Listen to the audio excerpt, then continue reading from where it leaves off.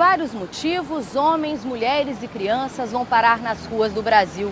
Segundo a única pesquisa feita até hoje, em 2008, pelo Ministério do Desenvolvimento Social, cerca de 32 mil pessoas estão em situação de rua no país. E esse número pode ser bem maior. O Caminhos da Reportagem de hoje vai mostrar, através de depoimentos, quem são e como vivem aqueles que a sociedade tenta tornar invisíveis. E quais são as ações do poder público para tentar tirar essas pessoas das ruas.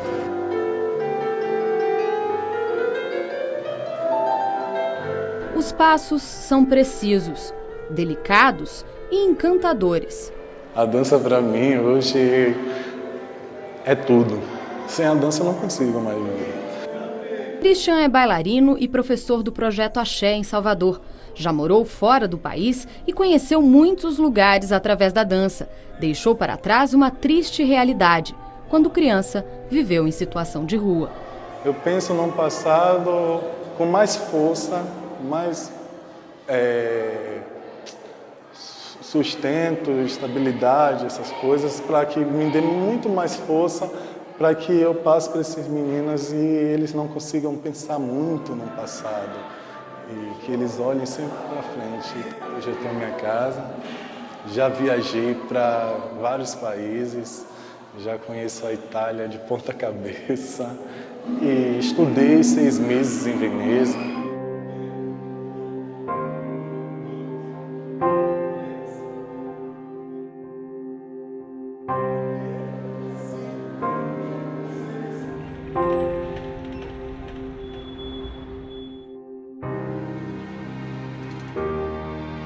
Ainda não há estimativas de quantos estão nas ruas. Muitos sobrevivem do que ganham de outras pessoas e sonham em recomeçar. Ter minha casa, minha própria casa. Que tem hora que não dá pra... acho que não dá nem pra sonhar direito.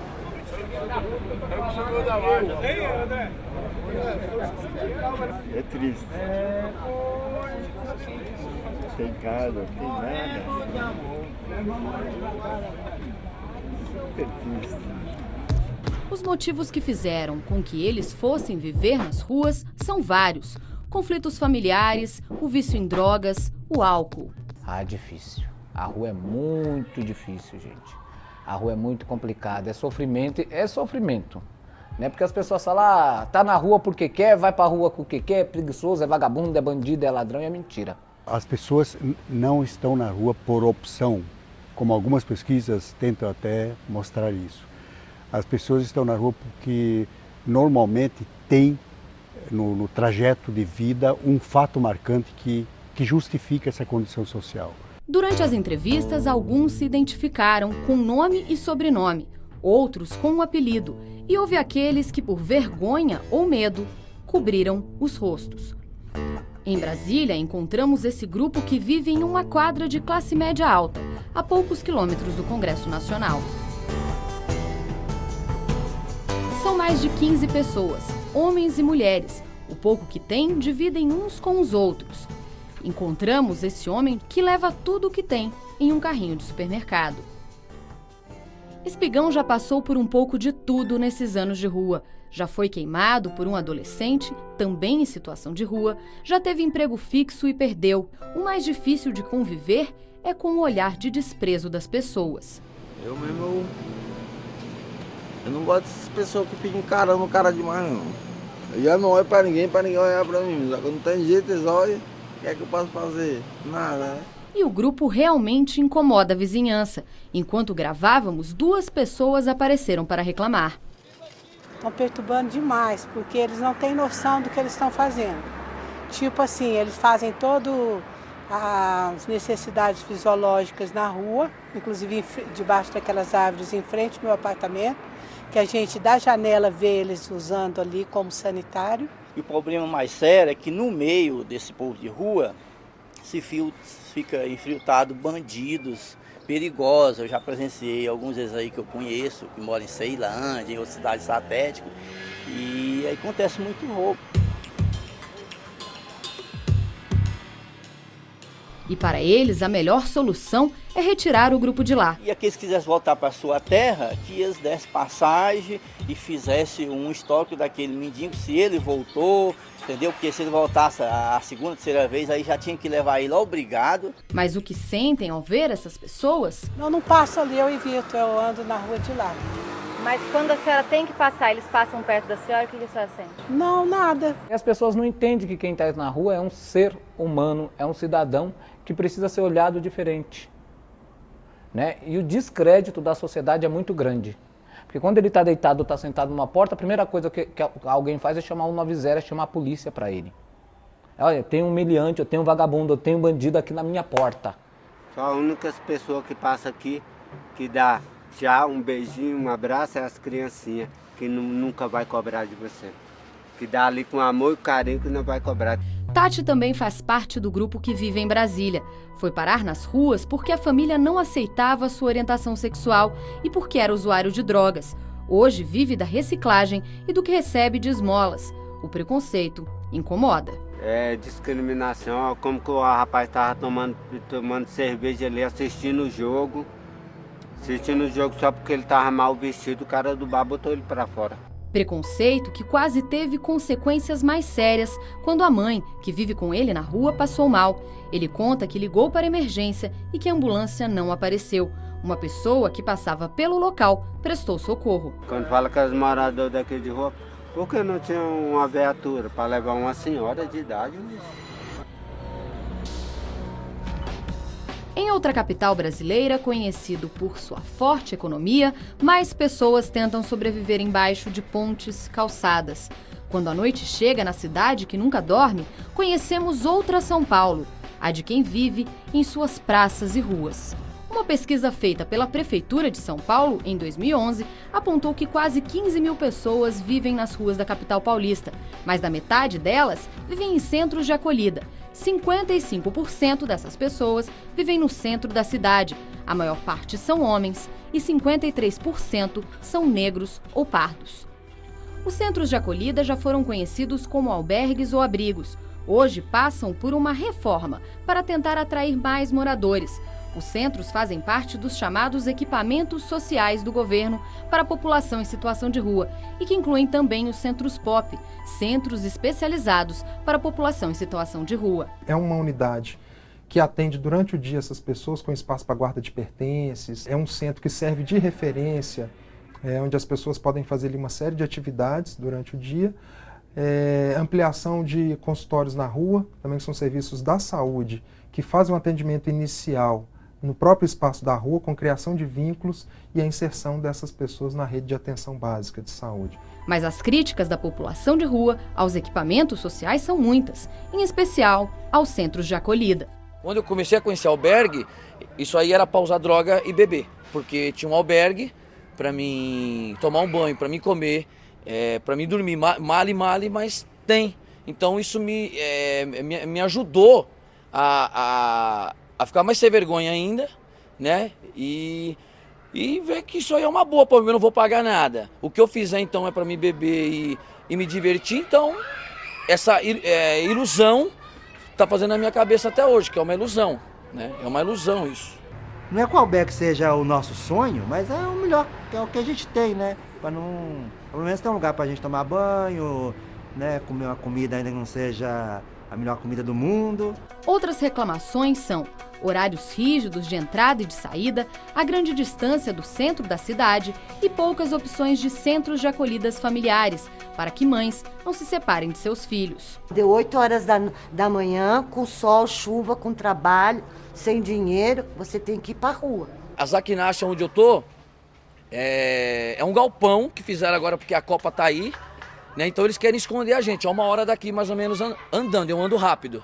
Então é pro coitado sair da Praça da Sé, que ele já tá só o pó, para chegar lá ele não vai chegar, ele desmaia no meio do caminho. Se você botar 150 pessoas num espaço em que você não escolhe o horário que você entra, o horário que você sai, onde você vai dormir, onde você vai comer, o que você vai comer, quem vai dormir ao seu lado e toda essa anulação em nome do bem.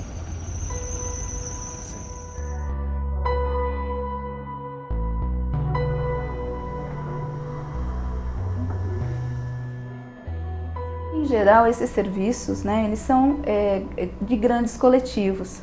Então, para que você garanta algumas regras de convivência, a gente tem que pensar que elas são necessárias, elas vão existir. Então, você tem que ter uma regulação de horário, você tem que ter algumas regulações que garantam o bom convívio de toda aquela comunidade. A convite da prefeitura, fomos conhecer um desses lugares. Neste centro de acolhida, aqui na cidade de São Paulo, 100 pessoas em situação de rua passam por aqui todas as noites. São 60 homens e 40 mulheres. Segundo a Secretaria Municipal de Assistência Social, a cidade possui hoje 11 mil vagas, em 64 lugares como este.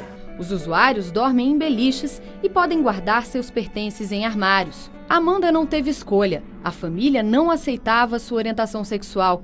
Já Maurício abandonou tudo por causa das drogas. E Neri foi para as ruas por causa de um grande amor, o de mãe. Eu tinha um filho doente nas ruas, esquizofrênico, paranoide, e 8 anos de busca, de luta, né? Porque ele fugia entre albergue, quarto, casa de convivência. Cheguei a morar na rua 6 meses com ele, né? E agora, graças a Deus, através da Defensoria Pública, ele está internado. Eu digo assim, sabe, não desistir. Não desiste porque o filho, Deus dá, não importa o que ele seja, o que ele foi, como ele veio, como ele vai ser, ele precisa. Vai ajudar, não é verdade? Eu sou viciado em crack, né? E aí tive uma recaída, vim parar nessa situação, né?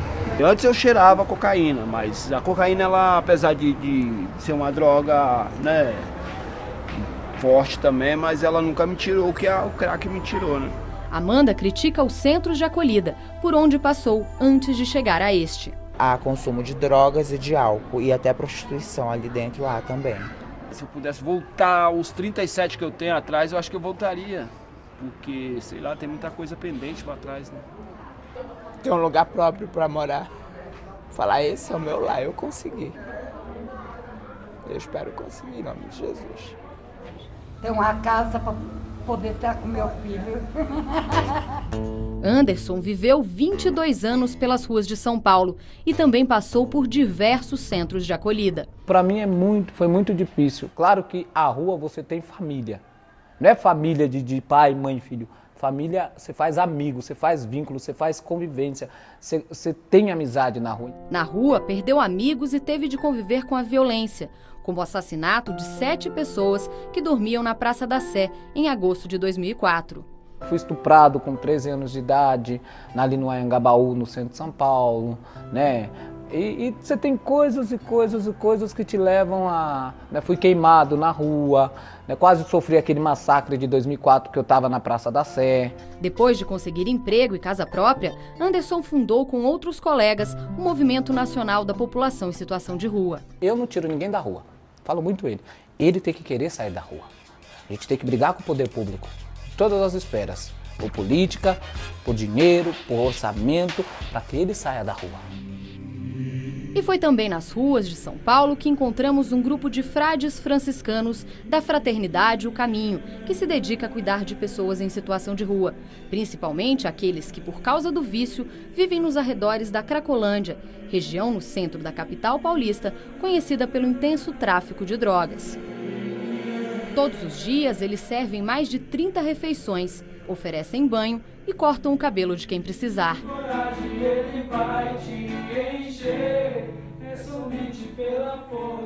Os religiosos guiam nossa equipe. Na busca de entender um pouco mais o mundo de quem vive nas ruas, decidimos acompanhá-los por toda uma noite no centro de São Paulo. Robson, ex-morador e hoje liderança do movimento estadual de pessoas em situação de rua, também nos acompanhou. Quem vê a região durante o dia com pessoas caminhando, corre de passos que vão e vêm, não imagina como muda depois das 6 da tarde. As ruas, antes movimentadas, dão espaço ao vazio. Alguns grupos tentam ajudar. Este, formado por amigos, distribui sopas todas as semanas na Praça da Sé. A ideia não é para matar a fome de ninguém isso daqui, porque você está dando numa sexta-feira, eu tenho os outros 6 dias da semana, almoço também. A ideia é conscientizar, porque eu acho absurdo uma cidade que nem São Paulo, tá certo, ainda ter isso. Não era para ter mais morador de rua. Com olhar desconfiado, 1, 2, dezenas de moradores se aproximam. O caldeirão, antes cheio de sopa, fica vazio. Continuamos nossa caminhada. A luta agora é para encontrar um papelão para dormir. Quer papelão? Eu já peguei 2. Nossa casa. Nossa cama de hoje. Já passam das 2 horas da manhã e depois de muito a gente caminhar aqui pelo centro da cidade de São Paulo, é hora da gente tentar dormir. Hoje o dia foi um pouco diferente porque, como choveu aqui no centro da cidade, muitos moradores resolveram ir para as tendas da prefeitura. Agora nós vamos achar um espaço aqui junto aos missionários da Igreja Católica e vamos sentar descansar um pouquinho, porque já é tarde. Pouco a pouco, o silêncio toma conta do pátio do colégio onde decidimos dormir. Mas em algumas horas, a calmaria acaba, antes mesmo do sol nascer.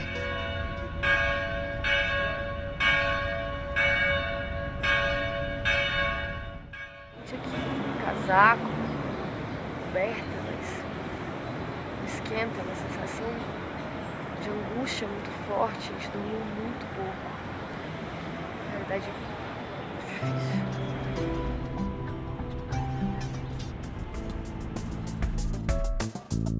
E na nossa parte, a nossa missão aqui é justamente poder mostrá-lo que nós estamos do lado deles e que no momento que eles quiserem, quem sabe, sair, eles têm um espaço, eles têm essa oportunidade. Né? Então o que faz manter ela ficar na rua é essa falta de credibilidade. É esse desacreditar, não olhar, não perguntar o nome, não saber quem é. Né? É isso que faz o ser humano a continuar a ficar na rua. E no próximo bloco, grupos de extermínio de Goiânia aterrorizam a população de rua e as suspeitas sobre a atuação de policiais em Salvador.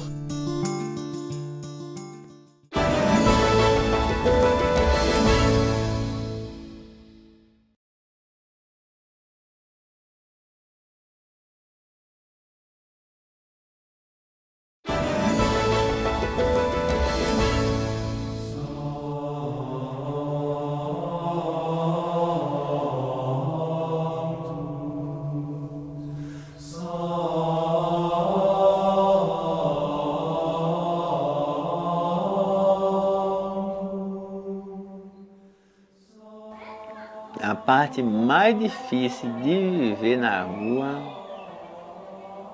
é 10 minutos que a gente tem da claridade para quando chega a escuridão. Porque quem passa, está na rua, que usa, na claridade ele usa menos. A escuridão chegou, ele tem que ficar escuro com a mente completa. Porque o pensamento dele é a maldade. E a gente já está lá, a gente tem que enfrentar tudo, frente a frente. É o sentimento de solidão que a gente sempre lembra o tempo que vai passando e a gente perdeu com a família. Não fui para a rua porque a rua é boa, não. A rua é uma necessidade e é uma situação. E quem está na rua não mente. Ele omite, porque muitas vezes ele não quer contar a verdade, a realidade da vida dele. Porque ele pode machucar ou ele pode alegrar alguém. O espaço público com que eles estão vivendo é um espaço de competição. E eles utilizam certas estratégias para conseguir permanecer no espaço e para conseguir permanecer visível como pessoa, como ser. Quem vive nas ruas tem de conviver com outro sentimento que incomoda: o medo. Segundo dados da Secretaria de Direitos Humanos, entre janeiro e junho de 2013, 190 pessoas em situação de rua foram assassinadas. Neste parque aqui em Goiânia, 2 pessoas em situação de rua foram assassinadas no último ano a tiros. Segundo dados da Secretaria de Segurança Pública, 43 pessoas foram mortas nos últimos 2 anos.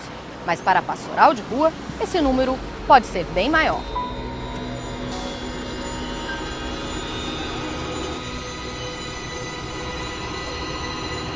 Em nossa capital, desde agosto de 2012, começou uma série de homicídios em relação aos moradores de rua. Isso chamou-nos a atenção e nós passamos a cobrar das autoridades competentes, tanto o governo municipal e estadual, para que fizessem as suas responsabilidades em relação a esses moradores de rua. O trabalho da polícia vem sendo feito. Agora, o número de homicídios ele é crescente, não só em Goiânia. Ele cresceu, mas ele cresceu em Brasília, ele cresceu no Rio de Janeiro, ele cresceu em Curitiba. Então, esse é um problema nacional que tem que ser visto pelos nossos governantes, pelos nossos legisladores, em alterar, fazer algo de concreto para que aí sim a gente possa, né, de uma forma ampla e unida, todas as esferas de governo sentarem e dialogarem no mesmo sentido.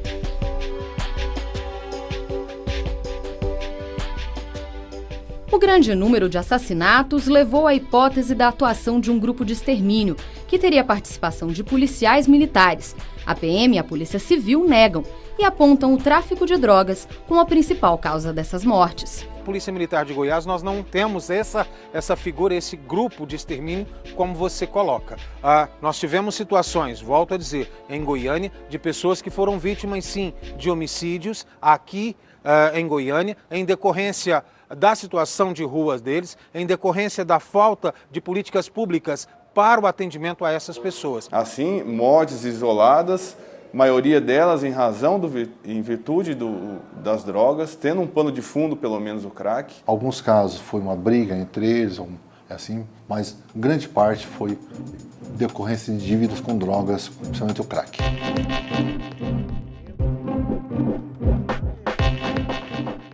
Ao conversarmos com a população de rua, os relatos são outros. Sim, eu levei os nas costas, não senti, só que eu ouvi os barulhos. Eu achei que era na festa de cima, fui virar para ver o que era. Aí foi a hora que o capacete caiu, eu vi quem era e estava fardado. E assim, eu só vi aquele fogo na minha cara. Aí foi a hora que eu defendi assim com o braço, mas aí levei aqui que varou de cá, que foi de um 38. Mas o que ele falou? Falou nada? Só Nada. chegou, atirou e foi embora? Foi. Aí na hora que eu tava lá, que esse daqui eu dei uma rodada e caí no chão. Aí na hora que eu vi o farol da moto todo na rua, lá de cima de novo, eu achei que era o polícia, peguei a perna pra quem tem.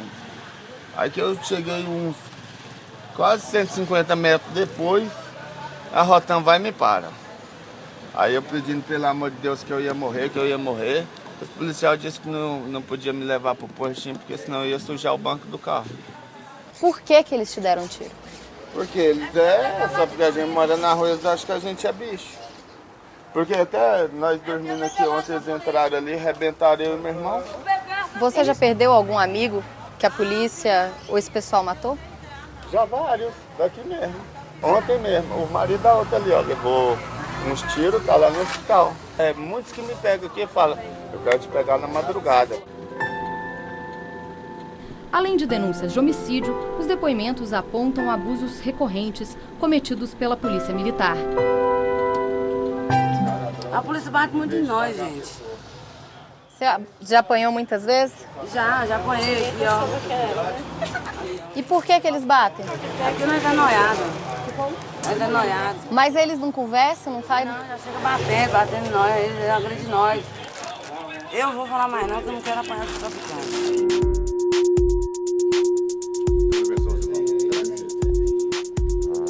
É folgado pra caramba.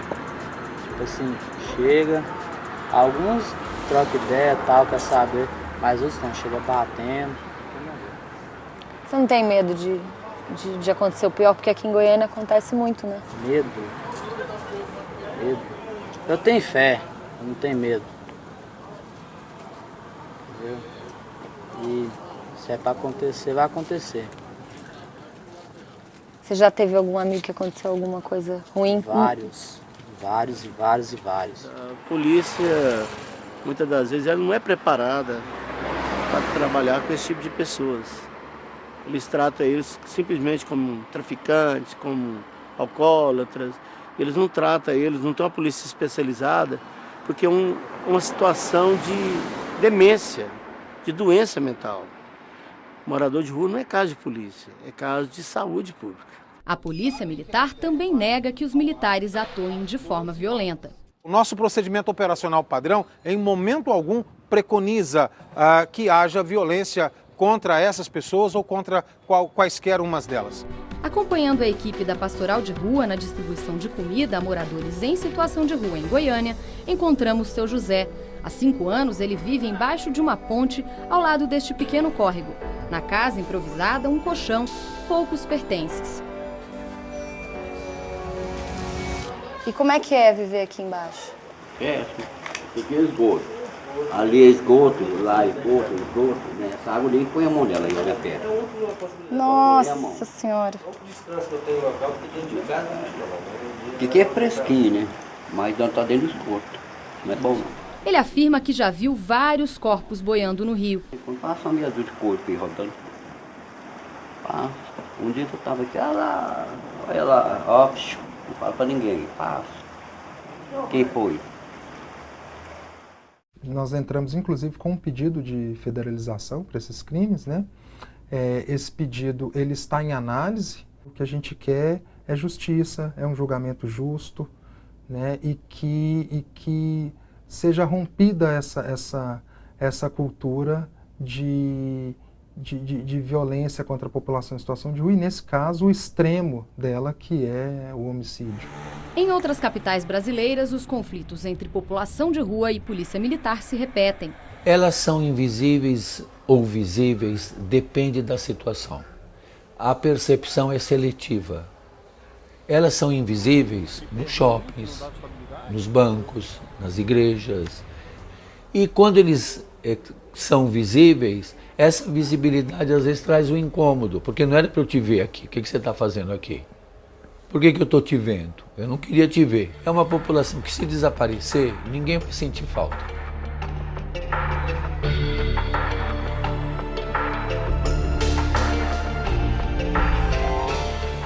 Nesta maloca em Salvador vivem mais de 10 pessoas, entre elas Vinícius, que nos mostra onde vive com a família. Não está falando pela gente aqui, a gente dorme na rua aqui, rato mordendo a gente passa muita dificuldade. Afirma que a polícia visita o local com frequência. Eu não consigo pegar o nome deles, entendeu? É uma viatura que tem, a 05, que roda o centro da cidade toda, entendeu? E eles não gostam da gente morador de rua, e eles batem, a gente está dormindo, dá choque, a gente acorda a gente arrumando água, entendeu? E eu já não estou aguentando mais, eu durmo lá em cima no relógio sofrendo, não estou aguentando mais. Aqui, o que ele fez comigo, ó. Isso aqui foi uma cacetada, eu dormindo. E aqui minha cabeça também, ó. Eu dormindo, você entendeu? Eu dormindo. Então eu queria denunciar que eu já não quero estar mais apanhando. Se acontecer alguma coisa de ruim com uma pessoa em relação ao qual nós não nos identificamos nem como espécie do reino animal, isso não vai nos tocar tanto quanto se o problema acontecer com alguém que nós identificamos como semelhante. Então, a isso nós chamamos de exclusão.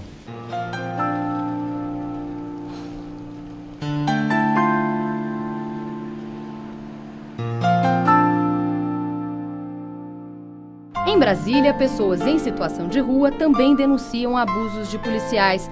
Voltamos à mesma quadra onde havíamos entrevistado 10 dias antes um grupo de moradores. Esse homem, que preferiu não se identificar, conta que já apanhou da polícia por não confirmar que estava com drogas. O policial chegou aí, me jogou dentro da viatura. Que eu nunca vi você aqui, não sei o que, já vi você lá. Aí pintou e bordou, jogou dentro da viatura, levou para dentro do mato ali. Queria que eu assumisse ali um tráfico de um porte de droga de 5 gramas de pé, dizendo ele. Assim que eu nem sei como é que esse negócio me mostrou, ele mesmo tirou. Esse outro grupo conta que o que aconteceu com Santos é comum. A gente às vezes tem que ficar nu para poder eles revistarem a gente. Você já passou por isso, dessa coisa de ter que ser revistado pelada? Não, porque começa a xingar. Ela já teve desacato à autoridade por causa desse tipo de situação, de querer ser revistado por policial masculino. E com você, o que já te aconteceu, Pocatelha? Só um tiro que eu tomei da polícia. Tinha terminado de comprar uma cachaça no mercado. Tava saindo do mercado. Aí você fala com a segurança. E era um segurança? Ele estava exercendo a função. Mas ele era um policial? É policial e exercendo a função, porque ele não pode, né? Todos nós já foi vítima dele. Ele foi pior que foi tomado um tiro. Olha, a gente pesquisou junto à Corregedoria, Ouvidoria e Ministério Público. Depois dessa pesquisa, a gente viu que quase não tinha nenhuma ocorrência relacionada a policial militar, violência policial contra morador de rua. Se tiver um caso desse isolado, com certeza a polícia militar apura e ele vai responder pelo ato que fez. Essas pessoas, no limite, são pessoas excluídas do nosso mundo. E a maior agravante é quando essas pessoas se reconhecem nessa condição. Passam a assumir, a vestir a carapuça de que eu não pertenço ao mundo deles e que, portanto, ao não pertencer ao mundo deles, duas coisas podem acontecer. Me adapto à fatalidade de ser um ser diferente, excluído, ou vou reagir. União é a palavra-chave para tentar sobreviver ao sentimento de exclusão constante. Primeiro a minha família da rua, depois a minha família de casa. Eu tenho mais liberdade com esse pessoal do que com a minha própria família mesmo. Eles querem que a gente resolva a nossa vida assim, de hoje para amanhã, que a gente arruma um emprego, que a gente volta para casa. Eles não sabem o problema psicológico que a gente tem com a nossa família, né? O preconceito que a gente tem dentro da nossa casa, pelo vício que a gente tem de bebida alcoólica, principalmente. São pessoas que têm histórias, né? Histórias conflituosas, né? Como todos nós temos. É questão de experimentar realmente outra forma de olhar. Entender que eu tenho preconceitos, que às vezes é difícil chegar para uma pessoa que está fedendo, cheirando, ou com álcool, ou que cometeu algum crime e olhar para além do ato em si. Né? E no próximo bloco, histórias de quem saiu das ruas e conseguiu reconstruir a vida.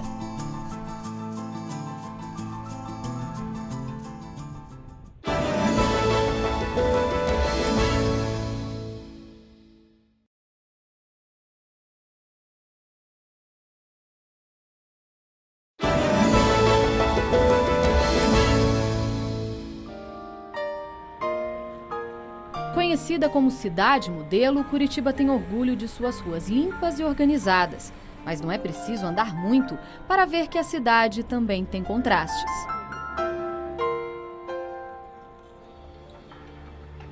No centro, em uma das ruas mais movimentadas da capital paranaense, pessoas passavam e fingiam não notar um grupo que tentava se esconder da chuva e do frio.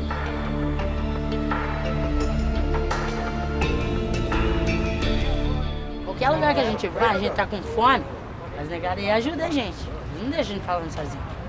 Mas só que mesmo assim a gente precisa precisa que olhem pra nós. A gente tá precisando de uma força. Não com os olhos de ladrão, não com os olhos de traficante, não com os olhos de bandido, não com os olhos... Mas olhem pra gente como ser humano, não como um animal, entendeu? Curitiba tem hoje, segundo estimativas da Fundação de Ação Social, cerca de 4.000 pessoas em situação de rua. Por aqui, o frio intenso agrava ainda mais esse problema. A busca por um prato de comida também não é fácil. No restaurante popular, onde uma refeição custa R$1, encontramos Edson. Sem dinheiro, ele esperava que alguém lhe desse um trocado para comer. Mas se eu não tomar um golinho, eu não tenho coragem de pedir uma moeda. Em 2013, a cidade ganhou uma defensoria pública especial para pessoas em situação de rua. Eles têm um certo receio, têm medo de chegar até esses espaços. Tem uma resistência muito grande em procurar o sistema de justiça, justamente pela desconfiança que ela tem do poder público, que historicamente sempre atuou sob a via repressiva. Assim como em outras capitais que visitamos, as denúncias de violência contra pessoas em situação de rua são recorrentes, mas aqui os motivos são outros. O Ministério Público tem acompanhado, recebe as denúncias sobre o grupo de skinhead aqui em Curitiba. Vários casos de moradores de rua ou que foram exterminados ou que foram queimados. E é nesta cidade de fortes contrastes que nasceu um condomínio social para pessoas em situação de rua. Considerado modelo, é o único no país e foi inaugurado no início de 2014. Na grande casa, os usuários dividem os afazeres domésticos. Um grupo cozinha, outro lava. O condomínio tem capacidade para até 70 pessoas e tudo é decidido coletivamente. Cada um pensa diferente, então mas você aprende, com o outro você aprende, né? você aprende a ser uma pessoa mais, sei lá, mais calma ou mais... alguma coisa que tem que mudar, né? Assim, na convivência. A gente quer, já que ele deixa a rua para trás, né? Que aqui já seja um novo recomeço na vida dele. E ter estes moradores que aqui estão interessados em traçar o caminho do protagonismo, da autonomia. Mas para conseguir uma vaga, é preciso preencher alguns requisitos. Que ele esteja envolvido com o mundo do trabalho, quer dizer, ele pode ter um trabalho formal ou informal, ou estar se preparando para se engajar no mundo do trabalho. Foi no condomínio social que conhecemos a história de Alessandro. Paulista, ele foi para Curitiba para trabalhar. Como precisava ajudar a família, mandava todo o dinheiro para casa e acabou na rua. Nesse período, sempre escondeu sua real situação. Em Curitiba ele tem parques, praças, né? Que tem gramados, coisas parecidas. A pessoa você passa despercebido se você estiver limpo. E lugar para você tomar banho tem vários. Eu me limpava sempre nesses lugares. E para mim dormir, quando eu estava sem dinheiro para pagar hotel, tem o passeio público, que tem vários gramados. Eu podia dormir lá 1 ou 2 horas por dia, eu dormia 3 horas por dia. Com a nova casa, Alessandro ganhou fôlego para correr atrás de seu grande sonho. Consegui o meu canto. Não por vergonha do espaço, que é um espaço maravilhoso, mas eu fico pensando na minha cabeça, quando meus filhos vierem de lá me visitar, eu vou visitar eles várias vezes, mas eles vêm me visitar e me encontrar numa situação assim. Mas a caminhada para que uma pessoa em situação de rua chegue até o condomínio social de Curitiba é longa. O primeiro passo é o centro de acolhida. Fomos até este, que fica na região central da cidade. Aqui só podem ser acolhidas pessoas que nasceram na cidade. Pessoas em situação de rua que sejam migrantes vão para outros albergues e acabam tendo mais dificuldades para conseguir acolhimento. As filas são longas e poucas as vagas. E aqui todos que chegam passam por detector de metais e por uma triagem. Cada um recebe um número, que deve apresentar todas as vezes que procurar um equipamento da prefeitura. É feita uma abordagem em você, pela Guarda Municipal, para ver se você não entra com nenhum tipo de isqueiro, ou nenhum tipo de arma, nem nada, bebida. Tem gente que chega aqui tentando fazer um cadastro já de imediato, mas como a fila é muito grande, às vezes acaba não fazendo. Daí é rua, não tem outro jeito. Na porta ainda havia muita gente aglomerada quando acabaram as vagas. Mas em poucos minutos, a coordenadora ordenou a reabertura das portas e todos entraram.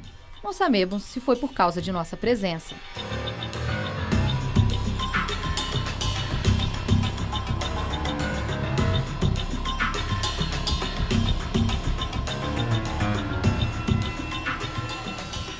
Alguns dormiam no chão. Nos quartos, as beliches ficaram cheias e a situação era precária. E no grande refeitório conhecemos Adriano. De fala mansa, ele foi contando um pouco de seus 10 anos na rua. Quando eu fui parar na rua, a rua parou em mim, diferente. Como é que a rua parou em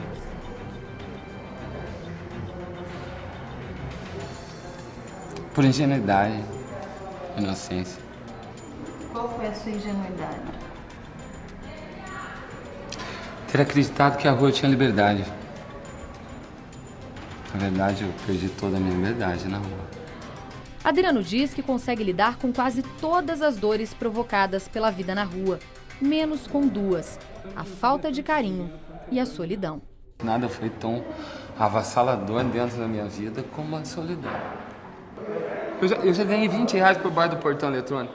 Então tá, pega aí, eu não vi nem o rosto da mulher. Eu não queria os R$20. Eu queria um pão e um café preto. Cara, quantas vezes fazer isso, né? Ela me deu R$20 por baixo da porta e os cachorros latindo igual os loucos. Falei, pô, só queria olhar pra alguém ali e falar, meu filho, sai dessa vida.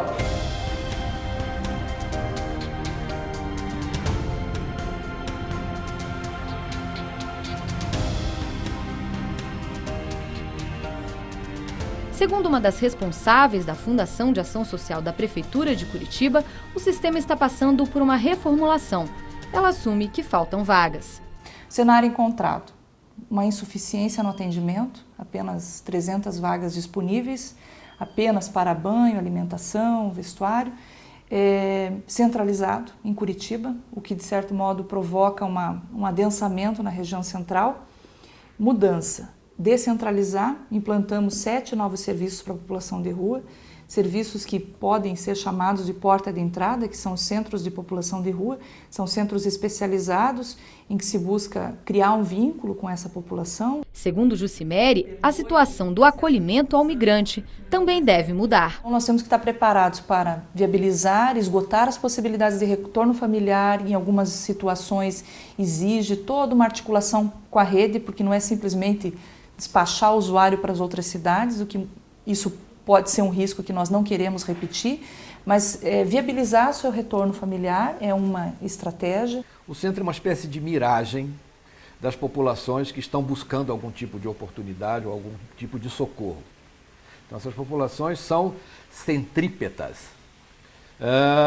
Só que as políticas públicas normalmente tendem a ser centrífugas, ou tendem a provocar forças centrífugas, ou seja, criar condições para que essas populações sejam levadas para as periferias, se não de volta para regiões mais distantes do centro das cidades. Essa arquiteta e urbanista destaca que também é preciso pensar em políticas públicas para quem não quer ir para os centros de acolhida. A sociedade tem muito preconceito quando a gente fala em morador de rua, né, e propor alguma coisa. Então todo mundo fala, nossa, mas então vocês estão propondo que eles fiquem na rua e tudo bem? Não é por aí, né? Mas é uma realidade, já estão, o que fazer, né? Então eu acho que a vida dessas pessoas pode sim ser melhorada. E melhorando, inclusive, talvez essas pessoas saiam das ruas, a gente tem que alcançá-las de algum modo. Não podem ser locais que estigmatizem a pessoa, né? Esse local é para morador de rua, né? Por outro lado, tem que ser uma identidade de fácil acesso, como é o metrô. As ações de Estado, ações públicas que trabalham com esse tipo de grupo social, normalmente parte do primeiro princípio de os retirar dessa condição, porque a trajetória do retirar dessa condição, ela é lenta. Não dá para ser assim, não. Amanhã você vai pegar um emprego. Você acha que vai dar certo? Não dá certo. Quando a gente vai fazer esse trabalho inverso, de sair das ruas e voltar para uma sociedade dita como normal, onde você tem que bater ponto, onde você tem que pagar suas contas, onde você tem que entrar nesse mercado competitivo, você precisa de um acompanhamento psicológico para poder se readaptar novamente. Maurício sabe bem como é viver nas ruas. Viveu assim por quase 2 anos e passou por todas as etapas, do centro de acolhida ao condomínio social. Enfermeiro concursado e homossexual assumido, saiu de casa para viver um grande amor. Deprimido com a perda do companheiro, conheceu o crack e perdeu tudo.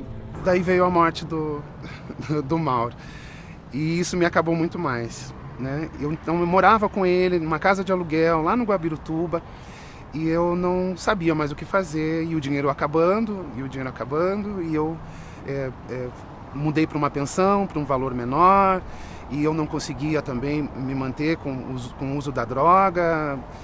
E quando eu vi, eu já não tinha mais dinheiro para ficar e fui despejado da pensão onde eu estava. Maurício é hoje coordenador do Movimento Nacional da População de Rua e considera que as políticas públicas voltadas a essas pessoas ainda precisam melhorar. A falha está sempre ali na ponta, né? No atendimento inicial, né? A gente sabe que todas as pessoas, o ser humano em si tem os seus direitos garantidos, do atendimento à saúde, dos seus encaminhamentos, né, das consultas, enfim. E quando você vê o funcionário que não quer atender porque está sujo, porque está fedido, porque está drogado, porque está bêbado. Maurício é feliz por ajudar quem ainda vive nas ruas e já se permite sonhar de novo. Eu ligo dia sim, dia não para minha mãe, falo muito com ela. E eu sempre falo para ela assim, ó, quando as políticas públicas da habitação, da moradia, permitirem que eu tenha uma casa, que eu possa ficar com você, mãe, é com você que eu vou ficar.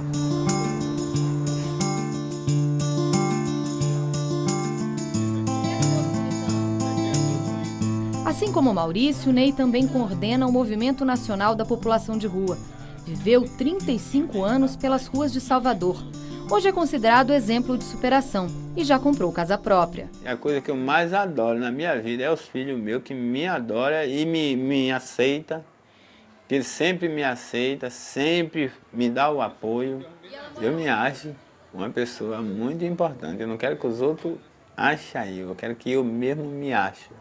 Que o valor meu, quem tem que dar ele para mim sou eu, não é os outros.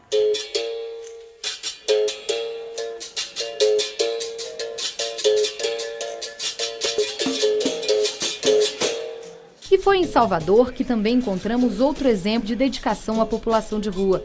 Vera acolhe mulheres e crianças. A princípio, eu quis acolher vítimas de abuso sexual, porque eu fui abusada com 10 anos. Então, eu queria desenvolver um trabalho voltado a esse público. Mas aí começou a surgir outras demandas, crianças e jovens que ficavam em situação de rua, que eram negligenciados, abandonados. E aí a gente começou com 2 adolescentes. Hoje a gente tem 2 trabalhos, que a gente absorve hoje quase 140 pessoas. A gente pôde ver que você tratando a mãe, mesmo na dependência de crack, e permitindo que ela possa ficar junto com os filhos, a gente tem conseguido um progresso assim, que está aí aos olhos vistos. Hoje eu tenho mães felizes, mães de 14, 15 anos de rua, de uso de substância psicoativa.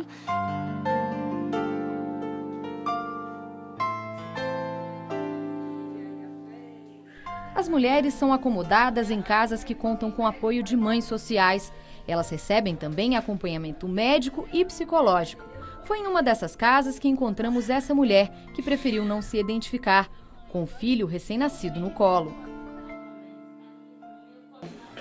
Estava com 8 meses. 8 meses, gravidez de risco, dormindo na rua, usando droga, não crack, mas fumando muita maconha, alimentação zero, sentindo muitas dores, com medo de ficar na rua, que a rua está muito violenta. O período de permanência na casa é de 9 meses. Com apenas 1 mês, ela já faz planos. Hoje em dia eu não quero mais isso para mim, porque perdi 10 anos, 13 anos da minha vida jogado fora. Saí da escola, abandonei minha família.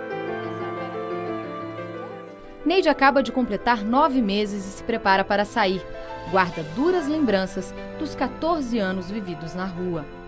Eu não estava mais aguentando o sofrimento da rua em primeiro lugar. As covardias que acontecem de noite e de dia, mas a noite é pior do que o dia. Aí eu tomei minha decisão. Ela é uma das únicas que não está com os filhos. Perdeu a guarda de um e o outro está sendo cuidado por uma pessoa da família. Para lidar com a dor e a saudade, escolheu cuidar das plantas da casa. Entro para dentro do mato aí, arranco banana, a banana daqui tudo é boa. Eu gosto de me envolver com os matos, com a natureza. Aqui quando dá 4 horas da manhã eu estou acordada, os passarinhos. Mas sem convênio com a prefeitura, o lar vive hoje de doações e pode ser fechado. Apesar das dificuldades, Vera renova suas esperanças com as mulheres acolhidas, que saem do lar dispostas a recomeçar. Então, a gente, com esse projeto, conseguiu fazer com que elas voltassem a sonhar. E não cogitando a possibilidade de dormir em um papelão de novo nas calçadas. Eu digo muito que você não tem como colher uma pérola sem fazer com que a ostra sofra, E a gente tem conseguido, além de colher essas pérolas, torná-las preciosas. A quase 1.500 quilômetros de Salvador, na maior capital do Brasil, encontramos uma outra história que inspirou a criação de um projeto voltado para a população de rua. Robson passou quase 6 anos nas ruas de São Paulo, saiu de uma pequena cidade do Rio Grande do Sul e foi tentar a sorte na capital paulista. Foi assaltado e perdeu tudo. Nada deu certo, fui vítima de um roubo e sequestro, Passando a ficar em situação de rua, fui morar na rua, E 1 ano depois perdi a mulher e os casal de filhos num acidente de carro, Que foi notícia no Brasil inteiro. São lembranças amargas. É porque a rua, a gente pensa numa liberdade, uma falsa liberdade da rua, Aí quando o camarada está dormindo, é a polícia, é a guarda, Porque a polícia tem 2 maneiras de abordar a pessoa. Se a pessoa está bem vestida, principalmente terno e gravata, é sim senhor, com licença, isso e aquilo. Se é morador de rua, é com chute, é com cacetete, é com spray de pimenta. Apesar de todo o sofrimento, Robson conseguiu se reerguer, mas não esqueceu da família da rua. Fundou o Movimento Estadual para Pessoas em Situação de Rua e criou um projeto que leva livros de graça para essa população. Quando sentava para ler, o pessoal não queria estar sentado perto do morador de rua, se levantava, não queria estar na biblioteca sentado perto do morador de rua. Então, todo esse preconceito e essa burocracia que tem as bibliotecas convencionais, eu pensei comigo, quando eu tiver condições, eu quero criar uma biblioteca que não tenha burocracia nenhuma, que leve o livro para a pessoa, sem aquele compromisso da devolução, sem um compromisso de ter que apresentar um documento. A ideia é simples. Robson conecta um baú cheio de livros na traseira de uma bicicleta. Hoje são 23 biciclotecas como esta espalhadas por várias cidades do estado de São Paulo. Seu Robson, que começou sem nenhum livro, hoje tem 43 mil, que distribui de graça para quem quiser ler. Acompanhamos um passeio da bicicleta pelos centros de São Paulo. E não demora muito até que as pessoas se aproximem. Depois que você lê ele, aí você tiver um amigo seu, alguém assim, aí você empresta para o teu amigo, tá bom? Tá bom.